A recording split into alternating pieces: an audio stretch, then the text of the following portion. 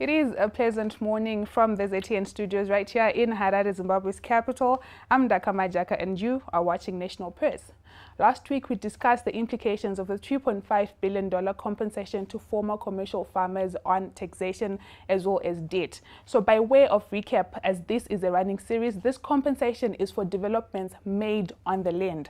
The compensation will be administered under the Global Compensation Deed, which will see the government of Zimbabwe issuing a long-term debt instrument on international capital markets set to mature in 3 years. Now, this week's episode of the National Press will reflect on issues of transparency, in particular disbursements of the compensation funds to ensure that the targeted farmers actually benefit. This broadcast is brought to you by Zimpapers TV Network and our partners, the Zimbabwe Coalition on Debt and Development, ZimCoD.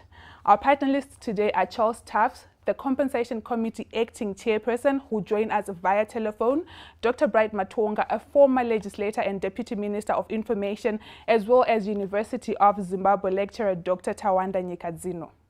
Now, to kickstart the show, we're going to cross over to Mr. Tufts. As he is chairperson of the Compensation Committee, we'll need him to explain to us how Zimbabwe got to this particular moment, this historical moment. Mr. Tufts, are you with us? Yes, I am. All right, sir, thank you so much for joining us today. Yeah, thank you for having me on. All right, so what we need you to explain to us is, as chairperson of the Compensation Committee, it is important for our audience to understand how the country got to such a landmark point. How did we get to the GCD agreement?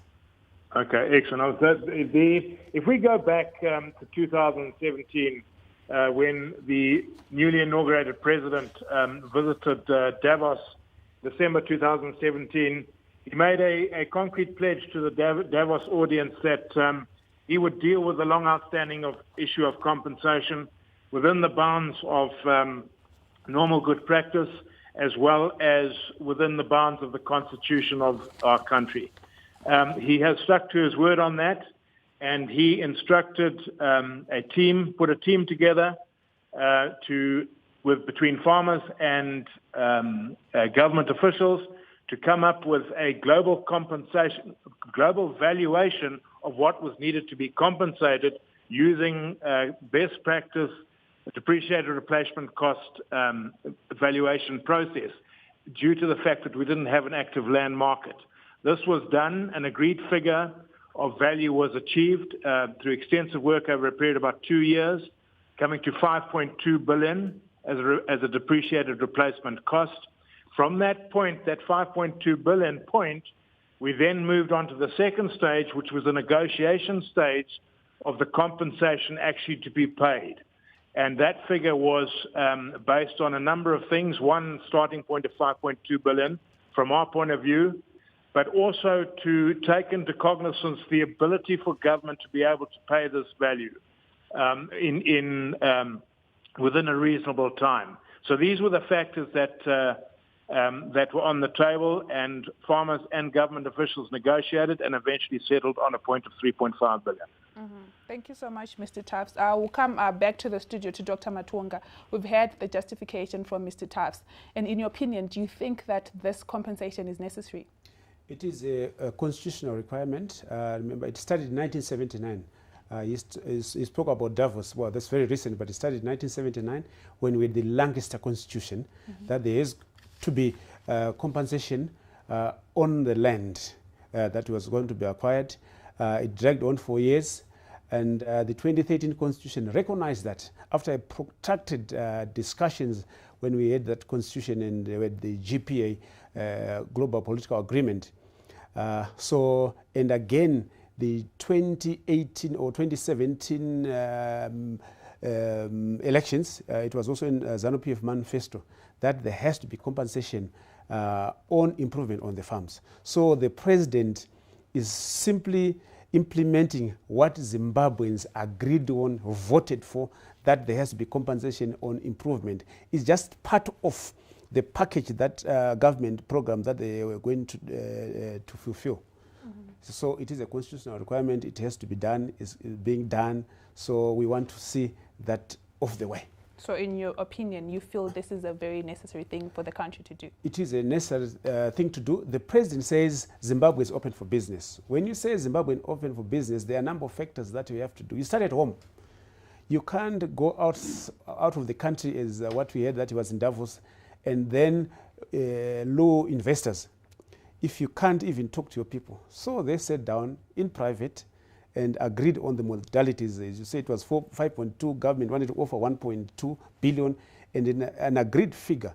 And it is a global, and they invited global audit firm to make sure that you have the right number of farmers, the figures add up, and that this is the only way forward to take Zimbabwe out of the mess that we are in. So it is the right thing to do, and it has to be done. We're not looking at the morality of it, but it's a legal requirement that has to be fulfilled. And the president said he had a number of initiatives that he says he's going to implement when he gets elected. So this is one of them. There are a lot of other issues that are not part of this discussion. So it is a constitutional requirement. It is the government had to do that. All right, thank you so much, Doc Matonga. I'll come to you, Doc Nikadzeno. Certain quarters feel that while this move will ensure economic justice for former commercial farmers, it also puts pressure on the fiscus because Treasury presently has very little room to maneuver. And as you know, Finance Minister Professor Mthuli Ncube has said that the initial repayments are going to be off the national budget. So there's clearly very little room for him to maneuver as Treasury. What is your comment on this? Yeah, as you can see, this particular development, just like many other developments that took place in the agrarian sector, is a complex issue and a highly contentious issue. And there are mixed views that are coming from different sectors with regard to this important development. In government circles, it is regarded as an important move to unlock and also to ensure the smooth flow of the re-engagement process. But however, if you look at it from the perspective of the ZANU-PF ruling party, you can see that this issue is somehow contentious in the fact that unlike the fast-track land reform program, there is no agreement among the political stakeholders within ZANU-PF with regard to this particular development. There are other stakeholders who feel that this development is indeed a critical move towards the national mantra, Zimbabwe is open for business. But if you look at it from a different perspective, you can see that there are also other stakeholders within ZANU-PF who are seeing it as an ideological change in terms of the philosophy behind ZANU-PF. They are rather viewing it as a reversal of the gains of the revolution struggle. Then this contentious issue is also taking place outside government, where there are also other pressure groups that are criticizing this whole issue on the basis of sustainability, on whether as a nation, considering the current economic, social and political challenges that we are experiencing, they are raising questions with regard to our capacity to shoulder that particular burden. And as you can see, we have a taxpayer which is already overburdened. And this particular issue also has got implications on the taxpayers. So if you look at it from that particular perspective, you can see that somehow the development is indeed a complicated development, but to some extent, I think it is a necessary evil for Zimbabwe. All right. Now I'll ask Mr. Tufts. There's been concern all over that certain clauses of the agreement are not public. There's been concern also that the actual agreement is yet to be publicized or made public. As acting chair of the compensation committee, Mr. Tufts, what is your comment to this? Are we likely to see the agreement anytime soon? Yeah, no, so the agreement is in the public domain. All members of our claimants have received copies of that agreement, and it has been discussed openly. There was a period of confidentiality during the negotiation period, but since the document now is finalized and been signed, it is for public domain, and anyone is free to view this. But I would just like to comment on a couple of things that both Bright and Tawanda have been talking about, and I agree with both of them actually in what they're saying. But I think the very important thing here from a country perspective is that we must not look at this compensation in isolation. It is the first step in the re-engagement process of respecting of property rights, which in turn now is designed to access international inflows of money against the fact that the country is abiding by its own constitution and is acknowledging the fact that it has a responsibility in terms of guaranteeing property rights. And I think it's a massive step forward in our country. And I believe if you see the way that government is now announcing various policies in tangent to this, such as the formation of a land bank to create an active land market against which over time this land market itself will overtake the compensation bill by vast numbers. If you take a like-for-like with us in Zambia, starting from a very low point, if we were to get to the same values of land as they are trading in Zambia right now, that figure will be in excess of 10 or 12 billion. So in terms of placing pressure on the taxpayer, I don't see that as being an issue. I think what we have to do is have simultaneous policy to the reinvestment in the agriculture sector, creating an active land market, allowing for diversification and development to take place, against which over time that land market will meet that commitment. But then, Mr. Tufts, the issue of whether or not it's supposed to happen has never really been in question. But what is in question from certain sectors of the economy is the fact that the people are asking for accountability and transparency as the process is carried out. And people are also complaining about the tax as well as the debt obligations that it's going to bring to the country, not really the issue of whether or not it is supposed to happen. So I just wanted to ask and hear from your opinion around the issues around tax and accountability, because these are fundamental public finance management principles. 100%. So accountability is absolutely vital. You're quite correct in that. The terms and conditions of any money raised will be at the behest of the lenders ultimately. But my position is this: is that the tax burden should not be burdened. The taxpayer should not be burdened with this. What we should now do is utilize this to remove all form of conflict and turn it into a positive whereby the economy itself is kick-started and the growth in that economy actually services this commitment. I think this is a win-win for everybody. Bear in mind this, for every person employed directly in agriculture, you're employing between 5 and 8 people in supply and downstream industries. So if you create 100,000 jobs in agriculture, you're creating upwards towards $1 million within urban centers. This immediately has a major impact on the economy generally. So to me, it's a great stepping stone and an opportunity for this country to take us forward in the re-engagement process. All right, Mr. Tufts, thank you so much. You're still watching the National Purse as we reflect on issues of transparency in the disbursements of a $3.5 billion compensation to former commercial farmers. This broadcast is brought to you by Zimpapers TV Network as well as our partners, the Zimbabwe Coalition on Debt and Development. After the breather, we'll discuss the land reform beneficiaries and their role in the process. Please do not go away. We'll be right back.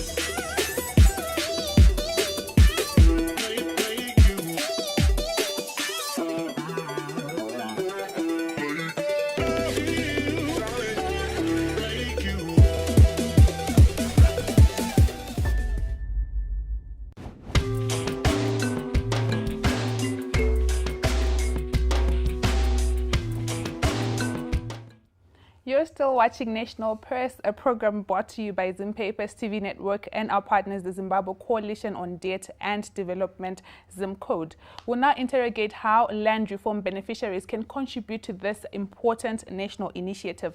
Naturally, we'll start with you, Dr. Matonga. As a land reform beneficiary, there's been talk and sentiment from certain quarters of the economy that beneficiaries are supposed to pay in part the $3.5 billion US dollars compensation for improvement on the land. Do you feel that this is a justified sentiment? As you've sort of picked it up, it's a very emotional issue, the issue of land reform compensation. And I can see from your document there, because I was looking at the words gesture. Gesture, it means either you're not serious or you play expropriated land. We exploit it. So those words. All that is not really important. What's important is for you as a beneficiary to tell us, because the sentiment is that beneficiaries are also supposed to contribute because they're the direct beneficiaries. So do you feel that this is a fair sentiment? Yeah, exactly. It starts from there. There's a historical and there's the wedding, which sort of rips up emotions people get and then lose focus. But I think what the government has done is the right thing to do to take the way forward. You can't expect farmers to pay for what?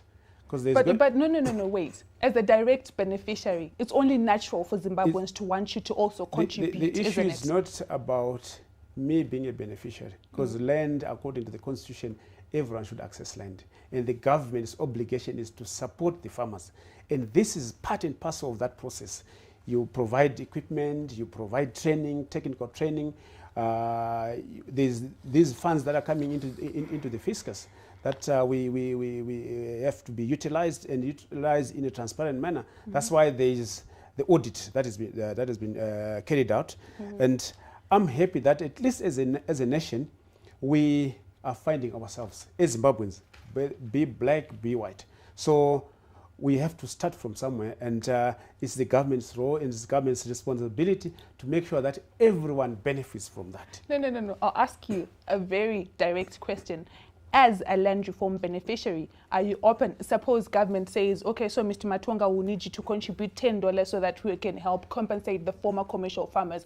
Are you open to contributing that amount? No, but there is a process of raising that funds, and people are already paying taxes, the 2%, the government record, when the government, the new... So it's a no, you will not be contributing? It's not a question of yes or no. But people have to understand. It's actually a yes/no question. No, as a beneficiary, are you open to contributing? It can be, because already the government has made, people are already paying taxes. But then Finance Minister Professor Mthuli Ncube has said that the initial payments are going to come from the national budget. So maybe as a moral gesture, not really because you're supposed to do it, because there's nowhere in the Constitution that it's written that you're supposed to pay, but as a beneficiary, just to say, okay, fine, maybe just as a moral gesture, because the sentiment on the street is not about is it constitutional or is not, but the people are saying that we did not directly benefit, and the beneficiaries are known and they are there. So why are they not paying? The challenge is you're looking at cost and benefit analysis. Yes. When you say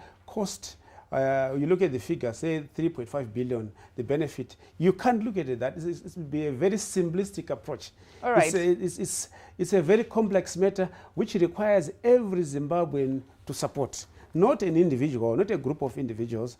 It was a very painful, people actually fought to have this process included in the Constitution of compensating white farmers. ZANU-PF had taken a position to say no to compensation, because remember, this Constitution is a politically driven process. Yes, Dr. Matonga, that's fine. I'll just briefly ask Mr. Tufts if he can help us to identify who the beneficiaries are going to be, because Dr. Matonga says that as a land reform beneficiary, he is not open to helping out in the compensation. But Mr. Tufts, I'll ask you, is there an actual list of who exactly is going to benefit from this process? Yeah, I think we need to change the narrative slightly. I think to ask beneficiaries to pay at this time, it's impossible. The ability is just not there.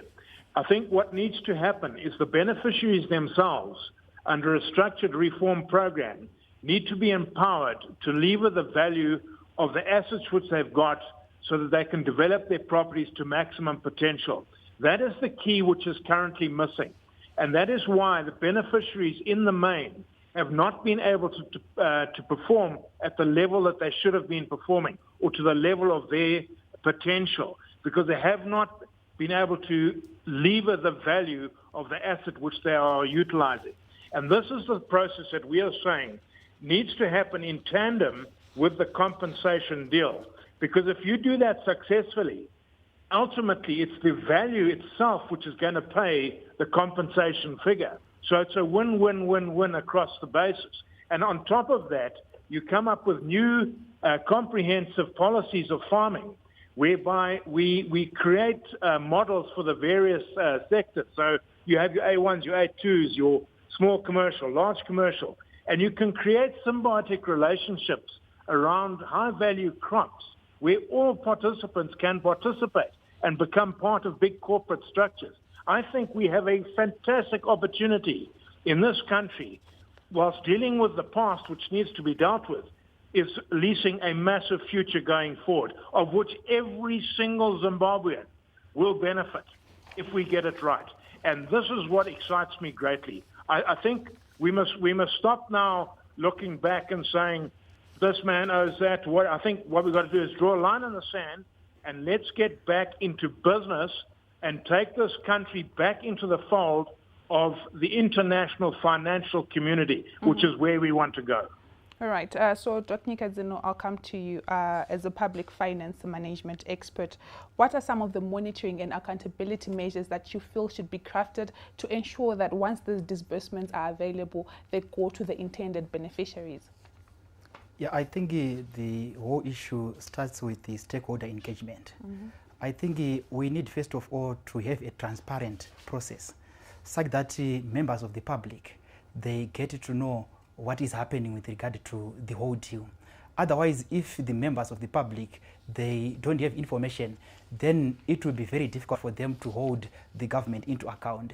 One of the strong mechanisms to ensure accountability and transparency is to make sure that the citizens are in the know with regard to what is happening, in the government.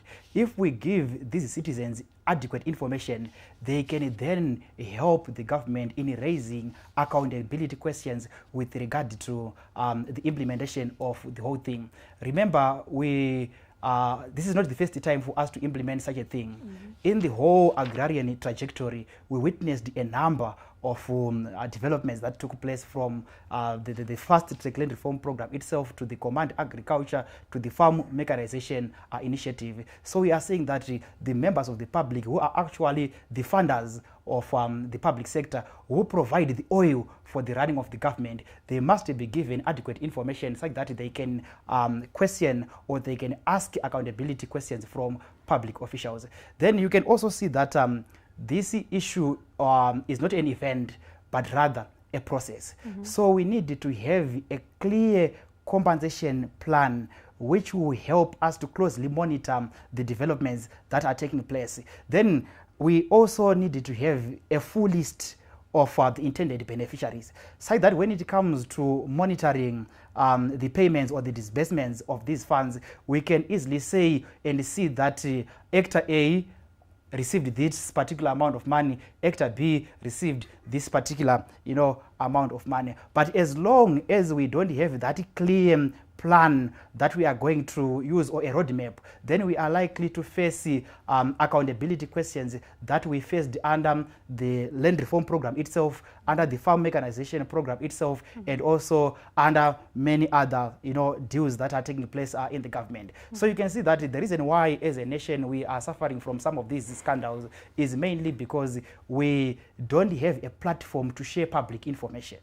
We have the citizens who are just participating when it comes to paying their taxes, but when it comes to meaningful engagement, they are denied that opportunity because they don't have adequate information. So I think we need to have milestones, first of all, that can help to guide the process. With those milestones and targets, we can now easily follow and track what is happening in as far as the disbursements of these funds are concerned. Remember, when we are dealing with this issue, we also need to pay or to take into account the fact that we are dealing with the politicians and public officials who are by nature, they are self-aggrandizing individuals. So if they identify any opportunity, they are likely to capitalize. So we need to learn from our experiences and make sure that we plug as much as we can those loopholes that can easily be capitalized by politicians. All right, Dr. Nkazino, thank you so much.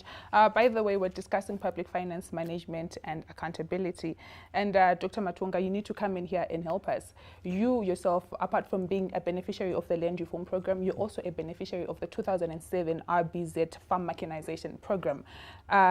It's alleged, I'm not saying it's true or not, but it's also alleged that you defaulted on $350,000 under that program. So how do you think Zimbabweans feel then about helping, because the individuals that are known to have benefited, to have defaulted on certain schemes that were supposed to help them be productive? Because Mr. Taft spoke so much and so passionately about the issue of being productive, but then the individuals who are known to have been given opportunities to have defaulted. So how do you think the ordinary Zimbabwean on the street now feels to be coming on board and compensating commercial farmers for improvements that they did on the land, when we've got individuals that were helped but failed to take advantage of the help that they received? I think people are cherry picking. I didn't get a loan from the Reserve Bank to pay anything, and I don't think any farmers got a loan, because you naturally have... no, it's been called a grant, but it's neither here nor there. I think that issue is part of government empower its people, that you provide land, you provide equipment. It has happened. That's what the previous government did, the same thing. You empower your people. And if you look even at the European countries, 40% of your budget goes towards agriculture. So that is, you can't say it's, I think the people who are very mischievous to say, they are not doing anything. Remember, right now, the target for tobacco production from local Zimbabweans is 280 million kgs of tobacco. It has never been achieved anywhere. And 70% of Zimbabwe's grain came from small-scale farmers, and that is happening. So really to focus on to say, you got that, you didn't get that. Even the government right now, we inherited a debt from Ian Smith's regime. It's now nearly $1 billion. So you can't say, people are not producing. No. They're not looking at the factors. People have got to be empowered. The government has to put in more resources, and this is the beginning, the 3.5 billion, so that we kickstart this economy. It was, people say it was a haphazard. Yes, it was haphazard because we were leaving out the British government. They renegated on the compensation. They were supposed to do that. Tony Blair wrote a letter to say that it's not our responsibility. That's why there was the fast-track land reform, because of people not honoring to their agreement. Well, all this is very impressive and very factual, and the general agreement is that the land reform was necessary. But the question that I asked you, Dr. Matonga, is how do you think the ordinary Zimbabwean are feeling? And you say that people are not supposed to cherry pick, and you feel that more should be done to empower the resettled farmers. Oh yes, you need training, you need more resources, you need more equipment. Right now you can't even borrow because Zimbabwe is under sanctions. Even this 3.5 billion is going to be very difficult to raise that money. You can't borrow because the country is under sanctions, or you can't borrow because you don't have title to the land. Which is which now? No.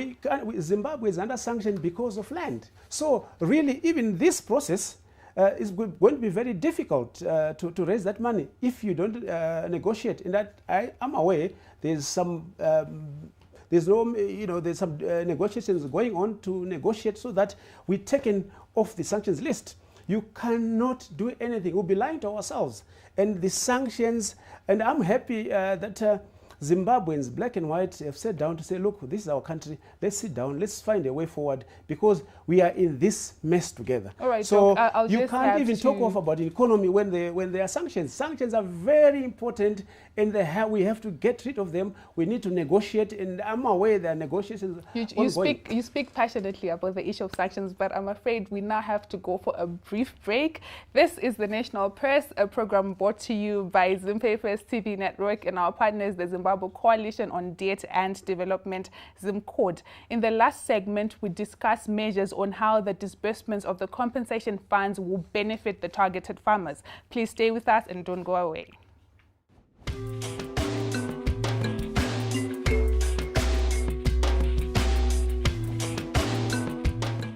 Life will never be the same again. Absolutely. How do you tell someone in Mbaria or in Soweto that they should exercise social distancing? Every single one of us, barring a few, are praying more. What is the health economic cost of what we are trying to achieve? I don't know whether his chairman knows he runs at about 9 in the morning. Yeah, I've just got the symptoms, so I just called the doctor and and then he just advised me to have to stay at home, eh?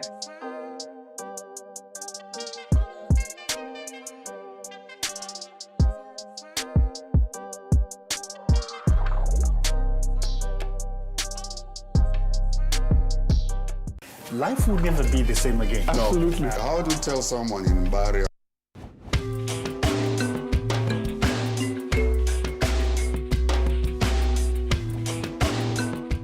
You are still watching National Press, a production brought to you by Zimpapers TV Network and our partners, the Zimbabwe Coalition on Debt and Development, ZimCODE. Our viewers may also want to know that the contents of the agreement state that the money will be paid in installment, with half payable in 12 months after signature of the agreement. The other half will be paid in 4 annual installments, each 1/8 of the amount, but the whole portion can be paid within 12 months if the money is mobilized by then. So I'll come to you, Dr. Nikadzino, as an academic. When it comes to public finance management in Zimbabwe, the issue or the residual issue has always been around the political will. I want to ask you, as an academic, do you feel that the country has got the resolve to push the issue to completion, adhering to the principles of public finance management, that is accountability as well as transparency? I think that's a critical question. In the public policy, we say policy implementation is more important than policy pronouncements. So what it means is that what will happen during implementation will determine whether this particular initiative will achieve the intended ends or not. Then you can see that the problem that we are dealing with is a wicked problem. It is very difficult to resolve. So I don't think it will be realistic for us as a nation to try and come up with a simplified solution to that complex problem. So implied is that we need to adopt a holistic approach in terms of how we are viewing this thing. We need also to make sure that we are engaging our stakeholders as much as we can. I understand that the whole deal was arrived at out of some bit of stakeholder engagement, but I'm not really satisfied with the depth of stakeholder engagement, because some are arguing that this whole deal is more like an elite deal. The reason being, only the elites were given an opportunity to make meaningful contributions, but these other stakeholders like the citizens, they were not really engaged. And you can also see that we have the parliament as a reflection of people's aspirations, but in all these deliberations we don't see an active role of the parliament. So I think these are some of the fundamental issues that we need to take on board when we are implementing this particular thing. Then we also need to come up with mechanisms to try to minimize chances when the whole initiative will end up being some kind of primitive accumulation of capital, where only the elites are benefiting and they are using that deal as a way of enclosing their benefits. So I think we need to be broader in terms of how we are viewing this issue, and in terms of participation everyone is important. The citizens, the politicians, civil society organizations, and also other pressure groups, they must also participate and make a meaningful contribution. The reason being, if we ignore them during the planning phase, we are likely to face challenges during implementation, because you are forcing them to implement something which was imposed on them, and that issue can raise significant implementation questions. That's why the citizens now are raising questions on who will pay for that deal. The reason being, they don't have the background. They don't really understand where this issue is coming from. They are just surprised to hear that this issue is likely to have implications on their tax burden. So I think we need to be inclusive. We need to be holistic in terms of how we are approaching this issue. Otherwise, the land issue, the agrarian issue, is a complex issue not only in Zimbabwe, but in many other countries. Go to South Africa, go to Brazil, go to Mexico, they are still grappling with this land issue. So I think we need to be holistic and comprehensive in terms of our approach. All right. I'll also pose the same question to Mr. Tufts on the phone. But before we cross over to Mr. Tufts, I will need you to ponder on if you feel that Zimbabwe's issuance of a sovereign bond was going to be successful, because this year alone, the only 3 countries that have done this are Gabon, Ghana, and Egypt. It has not been done before. And as you know, Zimbabwe does not have a credit rating, which makes it almost impossible for the country to do what it says it wants to do. So I'll need you to ponder and prepare a response on that. But now I'll ask Mr. Tufts, do you feel that Zimbabwe has got enough resolve to see the process through, adhering to the principles of transparency as well as accountability? Yeah, thanks. I agree with Tuanda. This approach needs to be accountable and holistic, and I absolutely agree with that, because that are the key to the success. But it must be rolled out across all sectors of society, and I think it's about, we need a cumulative now responsibility approach where anybody who's involved in this process is accountable for whatever he or she may receive or do, because I think that's what's been lacking in this whole land reform program up to this point. But what I would like to highlight here is, if we get this right, we have a comparative advantage. And if we take this, I'll come to that now, but the comparative advantage that I'm talking about, if we apply this into the global system as we see it now, with the effects of the COVID-19, we can place Zimbabwe as an emerging market with great attraction. And the comparative advantage that we have here is that we have a country with very little internal debt against existing structure, inclusive of land. For example, there is no mortgage market in this country. So every single building and asset is debt-free. This is unique in the globe at this time. And so if you take the cumulative value of what could be levered to fund this country's development going forward, it's many, many, many billions of dollars, of which part of this now could be the development of a land bank to get agriculture really going again. So it's not about the money in the first instance. It's about the commitment to honor traditional investment lines, to create a value chain which can be drawn into this country. And I think we've got to take maximum advantage of this. And if we are able to do that, this country has a massive, massive future. But it requires, as I said, political will, which I see now that will, in terms of what I've experienced in the last 2 years, is definitely focusing on more on the recovery side of this country. And I think if that's in place and the accountability, we stand a great chance of being successful with this. All right, Mr. Tufts, thank you so much. Dr. Nikadzeno, the question that I posed to you earlier before we went to Mr. Tufts, Zimbabwe is among the 23 African countries that have not asked for a credit rating from any of the credit rating agencies, but now it wants to raise a sovereign bond. Do you feel that is possible? Yeah, I think the value of sovereign bonds, considering the current economic environment in Zimbabwe, is indeed questionable. And I don't think as a country we are likely to extract any meaningful benefits from that particular initiative. Remember how Zimbabwe is largely perceived by other countries. They view it as a country which is not credit worthy. The reason being, we inherited that debt from the colonizers. We created our own debt. But when it comes to servicing that debt, it appears as if there is lack of political commitment to serving that debt. Of course, there are other intervening variables which are, impacting and also contributing to our commitment to, servicing that debt. So basically, looking at it from this perspective, I don't think the sovereign bonds are indeed a reliable source of funding that we can say we are likely to finance this particular initiative from that particular perspective. So it again raises other questions on how best as a country can we finance this particular issue. We need to avoid limiting our thinking to what was provided by the Minister of Finance. Indeed. I think as stakeholders involved and also with an interest in Zimbabwe, we also need to contribute to that debate on how best we can finance that particular initiative. All right, so before we wrap up, because I'm going to go to Dr. Matonga for him to give us a way forward in his opinion, I'm going to need you as an academic to just come up with a very brief account of some of the ways that you think Zimbabwe can use to raise this funding needed for the $3.5 billion to compensate the former commercial farmers.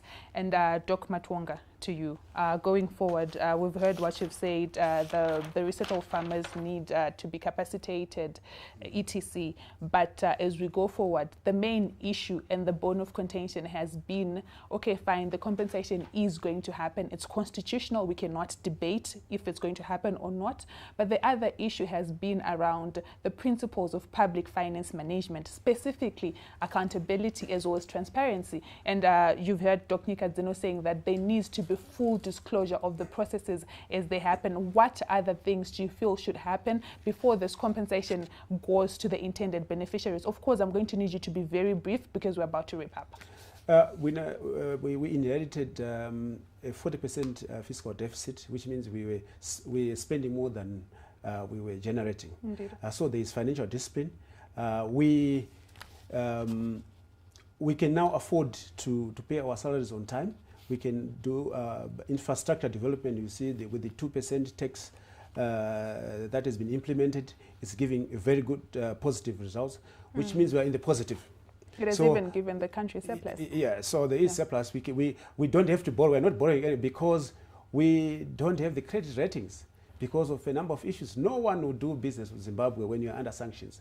They can say they are targeted, but they are not their economic. You cannot borrow from anybody. So I'm happy that the government is negotiating in private because you can't use megaphone diplomacy on such issues. You won't get all the information. It will not be published because the process will be sabotaged. So really, and I'm happy that the government has been very secretive, and I appeal to Zimbabweans to trust their government that is doing the right thing for them in the future. They may think they are not getting the right information, but they are. We went to this issue of compensation. Everyone was, from child parliamentarians, disabled, war veterans, members of parliament, the diaspora, they were all consulted on the compensation. And it was 100% because this book for statistics for the constitution is there with all their views. So people were consulted, but they're choosing to be, or they're forgotten.